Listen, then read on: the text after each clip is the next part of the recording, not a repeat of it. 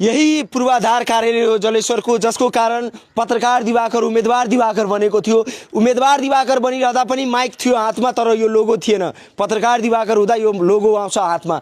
म यही कार्यालयमा रातिको 12 बजे भ्रष्टाचारको विषय देखाइरहँदा हामी माथि आक्रमण भएको थियो।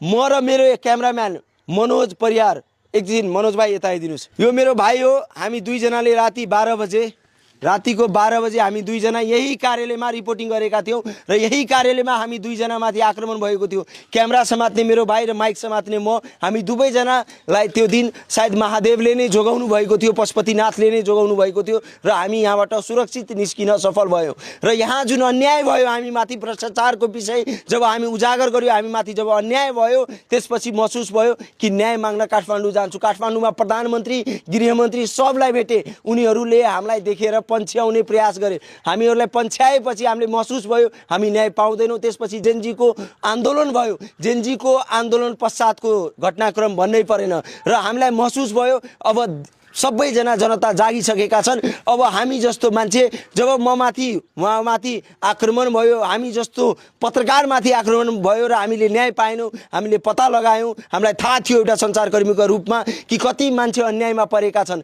र ती सबै मान्छेको लागि, सबै अन्यायमा परेका नागरिकको लागि, न्यायका लागि मैले उम्मेदवारी दिएँ, मैले प्रयास गरेँ। कुनै दल थिएन हाम्रो, कुनै झन्डा थिएन हाम्रो। हामी 5 रुपियाँ लिँदै यसरी उम्मेदवारी घर दैलो गरेका छौँ, तपाईँहरूलाई जानकारी नै छ। यद्यपि हामी उम्मेदवार हुँदा पनि हाम्रो हातमा माइक थियो। जनतालाई जगाउने प्रयास गरेँ, जनताकै आवाज जनताकै बिचमा लिएर गएँ, जनताकै समस्याहरू त्यसको समाधानको प्रतिबद्धता लिएर गए। यद्यपि अहिले देशैभरि घन्टीको लहर छ, राष्ट्रिय स्वतन्त्र पार्टीको लहर भयो। यद्यपि नयाँ एकातिर, पुरानो एकातिर र हामी बिचमा उभिएका थियौँ। हामी जति सक्यो प्रयास गर्यौँ न्यायका लागि। जब हामीलाई थाहा भयो कि हामी जस्तो सञ्चारकर्मीले न्याय पाएन, ती पुराना दलका कुनै पनि नेताले हामीलाई न्याय दिएन, त्यसपछि हामी आफै पनि उम्मेदवार बन्यौँ। किन थाहा छ? मात्रै कुरा मेरो न्यायको थिएन। मैले उम्मेदवारी दिँदा पनि मैले भनेको थिएँ कि कुरा जित हारको छैन, कुरा न्याय र अन्यायको छ। अब मात्रै दिवाकरले न्याय चाहिँदैन, अब हरेक नागरिकलाई न्याय चाहिन्छ। हरेक नागरिकको आवाज हामी बोल्नेछौँ। हिजो पनि पत्रकारको रूपमा नागरिकै आवाज उठायो, आज पनि नागरिकै आवाज उठाउँदैछौँ र भोलिका दिनमा पनि यसरी नै नागरिकै आवाज उठाउनेछौँ। किनभने हामीलाई हार जितको फरक पर्दैन, करोडौँ करोड खर्च गर्ने नेताहरूलाई फरक पर्छ।